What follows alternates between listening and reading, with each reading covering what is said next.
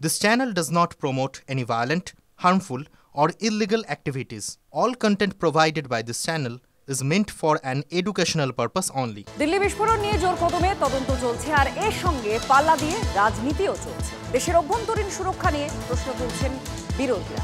স্বরাষ্ট্রমন্ত্রী অমিত শাহ পদত্যাগ দাবি করেছে তৃণমূল কংগ্রেস। हमारी एजेंसियां इस षड्यंत्र की तह तक जाएगी। इसके पीछे के षड्यंत्रकारियों को बख्शा नहीं जाएगा।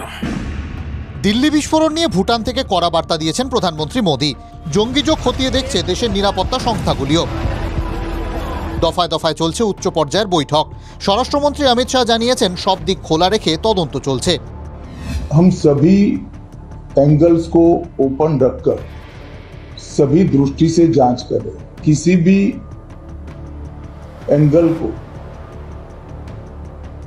बंद नहीं मानते हैं। सभी एंगल का हम दृढ़ता के साथ आगे जांच करें।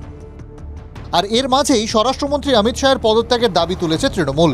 মঙ্গলবার সকালে সোশ্যাল মিডিয়ায় তৃণমূলের সর্বভারতীয় সাধারণ সম্পাদক অভিষেক বন্দ্যোপাধ্যায় লেখেন, প্রাথমিকভাবে নিরাপত্তায় যে ত্রুটি দেখা দিয়েছে তার দায় স্বরাষ্ট্র মন্ত্রকের অধীনস্থ দিল্লি পুলিশের।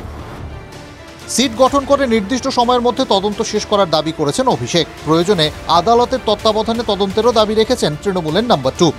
অভিষেকের পোস্টের পরেই সাংবাদিক সম্মেলন থেকে সরাসরি অমিত শাহের পদত্যাগ দাবি তৃণমূলের। কেন বা আমাদের অভ্যন্তরীণ সুরক্ষা এইভাবে তার পতন ঘটছে, এই প্রশ্নের জবাবটা কে দেবে? যারা দায়িত্বে রয়েছেন তারা দায়িত্ব এড়িয়ে যাচ্ছেন। দেশের স্বরাষ্ট্রমন্ত্রীর আমরা ইস্তফা চাই, তার আমরা রেজিগনেশন চাই। যদিও তৃণমূলের এই দাবি নিয়ে পাল্টা কটাক্ষ ছুঁড়ে দিয়েছে রাজ্য বিজেপি। যখন ইউপিএ সরকারের অংশ মমতা বন্দ্যোপাধ্যায় ছিলেন এবং তার আগে কংগ্রেস নেত্রী হিসেবে তিনি কেন্দ্রের মন্ত্রীও ছিলেন, তখন ভারতবর্ষে কতবার বোম বিস্ফোরণ হতো তার হিসেবটা একবার আছে। ভারতবাসী জানে যে দেশ শক্ত হাতে আছে, আর যারা গলা ফাটাচ্ছে তারাই তো এই ধরনের শক্তির তাবেদার। রাজনীতি চলছে নিজের খাতে আর তদন্ত চলছে জোর কদমে।